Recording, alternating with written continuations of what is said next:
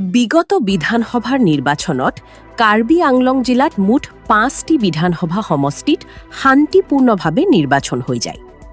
চিলনীত ১১১ নং ৰংখাং বিধানসভা সমষ্টিৰ বিজেপি প্ৰাৰ্থী ডক্টৰ তুলিৰাম ৰংহাং বৰ্তমান KAACৰ CEM তথা ১১১ নং ৰংখাং বিধানসভা সমষ্টিৰ বিজেপি প্ৰাৰ্থী ডক্টৰ তুলিৰাম ৰংহাঙে নিজৰ মন্তব্য আগবঢ়ায়। বিগত বিধানসভাৰ নিৰ্বাচনত কাৰ্বি আংলং জিলাত মুঠ ৫টি বিধানসভা আমৰি, বোকাজান, হাওৰাঘাট, ডিফু আৰু ৰংখান সমষ্টিত শান্তিপূৰ্ণভাৱে নিৰ্বাচন হৈ যায়।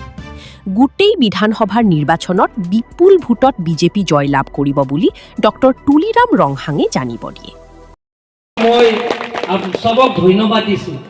বিশেষকৈ বেলেগ বেলেগ ৰাজনীতিৰ পৰা ইয়াত MP ইলেকশ্যনৰ পিছত মোক চিফ মিনিষ্টাৰ দায়িত্ব দিছে যে প্ৰত্যেক MEC সমষ্টিত গৈ যিবিলাক হাৰা সমষ্টিত গৈ ভালকৈ মিটিং কৰি পেলাই কিহৰ কাৰণে হাৰিছে ডিটেইলছ তেওঁলোকৰ পূজা কৰিছে। ইভেন স্কনবিলাক স্কন লক্ষিমন তুমতাল লাপেনে কাপে কাপে তুমতা বেলেগ বেলেগৰ আমাৰ আশীৰ্বাদ দিছে হোৱাই উঠে। গতিকে আজি মানুহবিলাকৰ ক'তবা ফুৰিব গৈছে। আমাৰ সূৰ্য ৰংভাৰ তেখেতে নেপালত গৈছে ট্ৰিটমেণ্টৰ কাৰণে, তাৰপিছত চেন্নাই যাব ডায়েবেটিছৰ কাৰণে তেখেত ট্ৰিটমেণ্ট কৰিব। লুমচিং তেৰণ ট্ৰিটমেণ্টৰ কাৰণে গৈছে, বাকী হাবি তেৰণ মই আৰু নিচো তেৰাংপি আছে। আৰু ইয়াত যিমানখিনি আজি মাতিছোঁ যোৱাবাৰ ইলেকশ্যনত কষ্ট কৰা IT চেলৰ পৰা আৰম্ভ কৰি যিবিলাক দলৰ লগত দায়িত্ব থাকে বা নাথাকা মানুহবিলাকৰ যিটো কষ্ট কৰিছে। লৰেন্স ভক্সঙৰ কথা কৈছোঁ, যোৱা MDC ইলেকশ্যনৰ টিকেট নোপোৱাৰ পিছত তেখেত 5 বছৰ দেখা নাই, কিন্তু এইবাৰ কিন্তু আমাৰ দলৰ জিকাবৰ কাৰণে লৰেন্স তেৰণে দিনে ৰাতি কাম কৰিছে।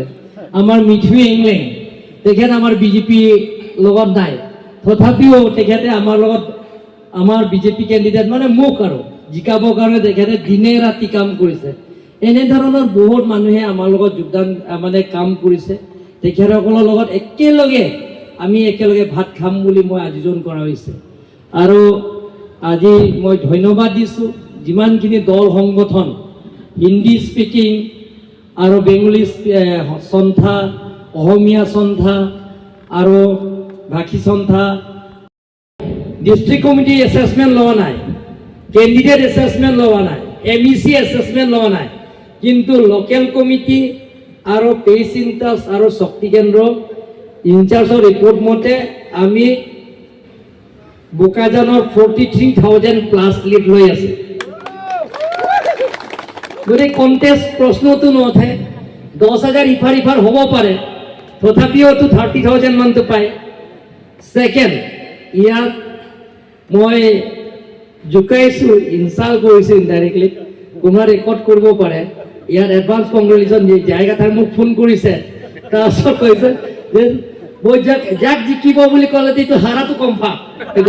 মোৰ আকৌ বেলেগ কিবা ভগৱানে মোক কিবা এটা দিয়ে। ইয়াত লোকেল কমিটি আৰু ছেক্টৰ ইনচাৰ্জ আৰু শক্তি কেন্দ্ৰ আৰু পেচ ইনচাৰ্জ ৰিপৰ্ট মতে ইয়াত 67,000 আমি জিকি আছোঁ। 17,000 ইফাৰ হ'লে 5,000 জিকিব, 50,000 জিকিব, হয়নে নহয়? হাৰঘাট 73,000+ আছে, 13,000 ইফাৰ কৰিলেওতো 60,000 মানটো আছে বা 50,000টো থাকিব। হাৰঘাট কনফাৰ্ম। তাৰপিছত আমৰি as per local committee sector incharge Shakti Kendra report we got 28,000+। 28,000 और 10,000 इफार होले 18,000 आराम से जिके।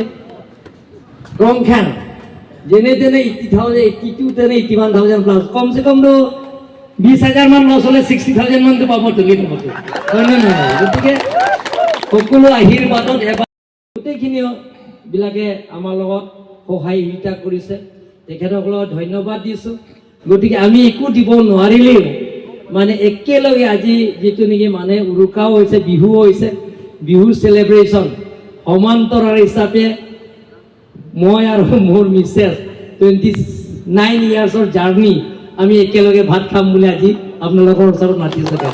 তাৰপিছত সকলোৱে আশীৰ্বাদ দিব, মৰম কৰিব, সহায়িত কৰিব।